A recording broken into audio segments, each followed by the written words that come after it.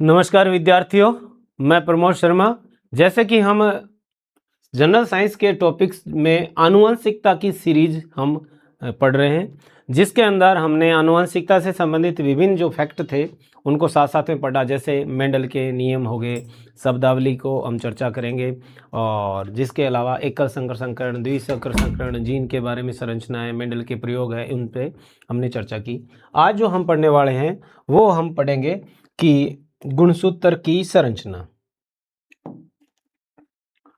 तो आपको याद हो कि हमने जीन के बारे में बताया था कि जीन कहाँ पाया जाता है पूर्व की क्लास के अंदर।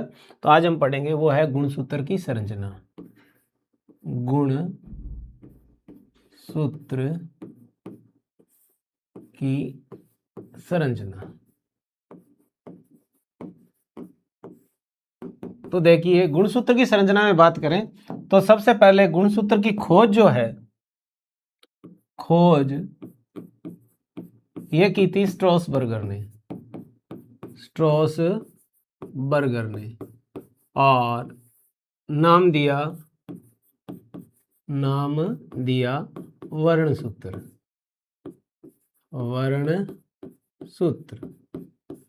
और गुणसूत्र नाम जो है, गुणसूत्र नाम, ये नाम दिया था डब्ल्यू वाल्डेयर ने। तो गुणसूत्र नाम किसने दिया? तो डब्ल्यू वाल्डेयर ने। गुणसूत्र की खोज किसने की? तो आपको याद रखना है स्ट्रॉसबर्गर ने की। अब हम देखते हैं गुणसूत्र कैसे स्ट्रक्चर के अंदर होता है। तो देखिए, सबसे पहले हम जीन को ढूंढ के लाए थे कल वाले वीडियो के अंदर।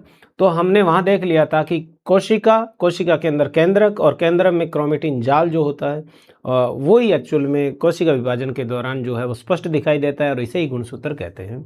तो गुणसूत्र की बात करें तो ये जैसे मान लीजिए कोई कोशिका है,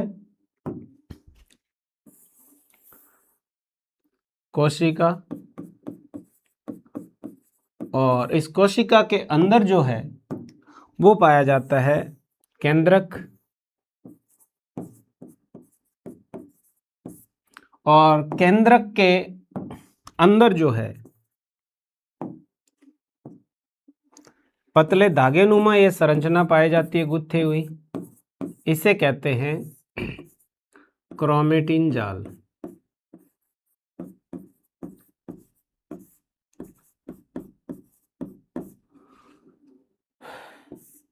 दो स्थितियां हैं इसकी, विभाजन से पूर्व और एक है विभाजन के दौरान। एक है विभाजन से पूर्व और एक है इनकी स्थिति विभाजन के दौरान। दोनों की स्थिति देखते हैं। तो अगर हम बात करें विभाजन से पूर्व, तो ये लंबा होता है, यानी लंबा और पतला होता है। और विभाजन के बाद की बात करें तो विभाजन के बाद जो होता है वो इस तरह की संरचना में दिखाई देता है। तो लंबे की जगह छोटा हो जाएगा और पतले की जगह मोटा हो जाएगा। और यही जो संरचना है या यही जो स्ट्रक्चर है, कौन सी? दो विभाजन के दौरान वाली। ये इस स्थिति को हम यहाँ डायग्राम के माध्यम से दिखा रहे हैं। तो आपको ध्यान रखना है कि भी कौन सी स्थिति जो है वो हमने यहाँ से पिक की है। तो आपको याद रखना है कि विभाजन के दौरान गुणसूत्रों का अध्ययन किया जाता है। तो देखिए, अगर हम देखें गुणसूत्र की स्ट्रक्चर, तो देखिए समझना इसको ध्यान से। गुणसूत्र का जो बीच का हिस्सा होता है गठीला होता है, और ये ऐसे प्रत्येक गुणसूत्र जो है वो दो भागों में बटा होता है।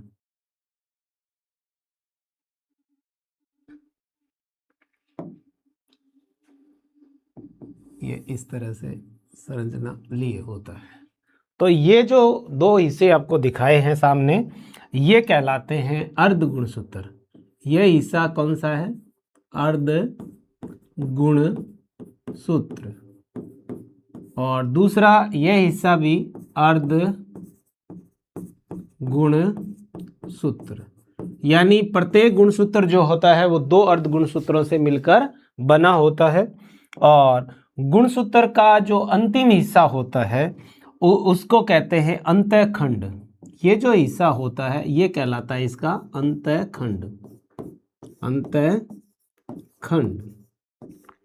अब हम बात करते हैं कि गुणसूत्र अंदर से कैसा होता है। एक चीज और देख लेते हैं कि गुणसूत्र जहां आपस में जुड़ा होता है ये हिस्सा, इसे कहते हैं प्राथमिक संकीर्णन। प्राथमिक संकीर्णन, या इसे कहते हैं सेंट्रोमियर। सेंट्रोमियर, या इसे कहते हैं, एक नाम और आता है, गुणसूत्र बिंदु। गुणसूत्र बिंदु, इसे गुणसूत्र बिंदु, प्राथमिक संकीर्णन या सेंट्रोमियर के नाम से जानते हैं।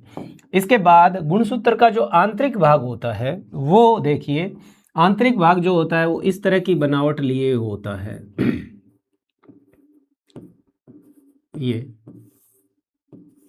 इस तरह की संरचना लिए होता है और गुथा हुआ होता है, और इस तरह से ये आगे की ओर चलता है, और अंतिम जो हिस्सा होता है इसका वो इसमें खुला होता है।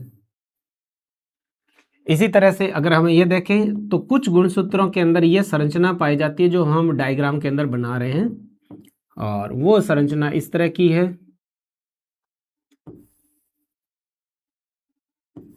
ये इस तरह की संरचना होती है और लास्ट में हिस्सा जो होता है वो इस तरह से दिखाई देता है। तो अब आप देखिए, अब जो गुणसूत्र के अंदर का जो हिस्सा बना है इसे कहते हैं वर्णसूत्र। ये जो हिस्सा होता है ये कहलाता है वर्णसूत्र। तो अर्ध गुणसूत्रों का अंतिम आंतरिक भाग जो है वो किससे बना होता है, तो कहेंगे वर्णसूत्र से बना होता है, और ये क्रोमेटिन नामक प्रोटीन से निर्मित होता है। इसके अलावा अगर हम देखें और क्या चीज़ होती है, तो आपको याद रखना है कि जो ये गुणसूत्र होते हैं इनके ऊपर जो वर्णसूत्र हैं इनमें, और वर्णसूत्रों के ऊपर यहाँ ऐसे बिंदु के समान, मणियों के समान उभरी हुई संरचना पाई जाती है, और इन संरचनाओं की संख्या और स्थान जो होते हैं वो फिक्स होते हैं। ये इस तरह की संरचना है वो पूरे गुणसूत्र के ऊपर पाई जाती है, ऐसे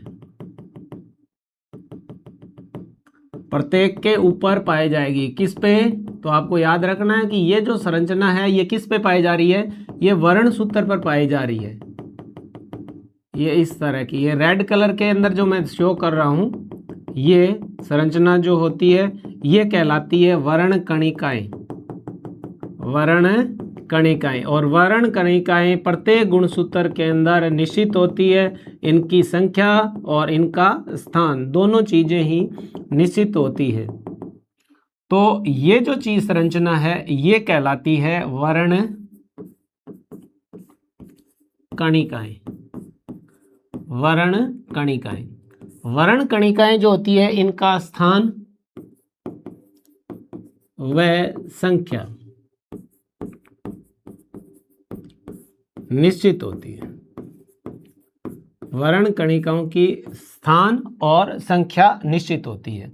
अब आपको एक चीज इसमें यहाँ इंपॉर्टेंट है वो याद रखोगे कि जो ये वर्णकणिकाएं हैं, इन वर्णकणिकाओं के ऊपर ही, ये मैं इधर लेके जा रहा हूं, इसको ध्यान रखोगे, इन पर ही जीन लगे होते हैं। अगर आपसे पूछ ले कि जीन कहाँ अवस्थित होते हैं, तो आपको याद रखना है कि वर्णकणिकाओं के ऊपर जीन है वो लगे रहते हैं।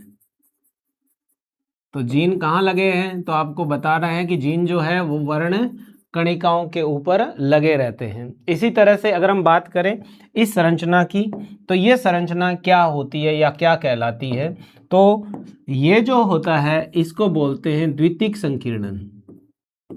द्वितीयक संकीर्णन। और ये जो हिस्सा होता है अंतिम इसका, ये एक हिस्सा कहलाता है अनुसंगी। अनुसंगी। तो आप देखना ध्यान से कि ये जो द्वितीयक संकीर्णन है और एक ये जो अनुसंगी है, इसको मगर ये ऐसे डिनोट करूं इससे, तो ये निशान हम यहां लिखें इधर कि भी ये क्या चीज है। कुछ गुणसूत्रों में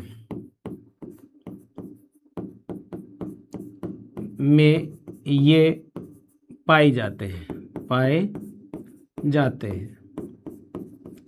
जैसे मानव में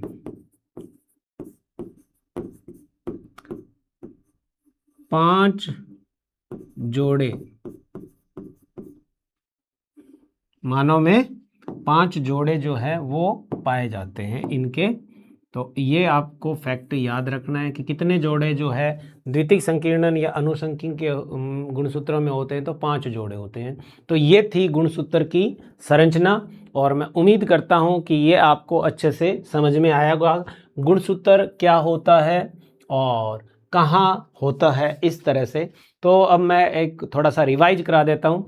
गुणसूत्र स्ट्रासबर्गर ने नाम दिया था, वर्णसूत्र और खोजा था, और गुणसूत्र नाम जो है वो डब्ल्यू वाल्डेर ने दिया था।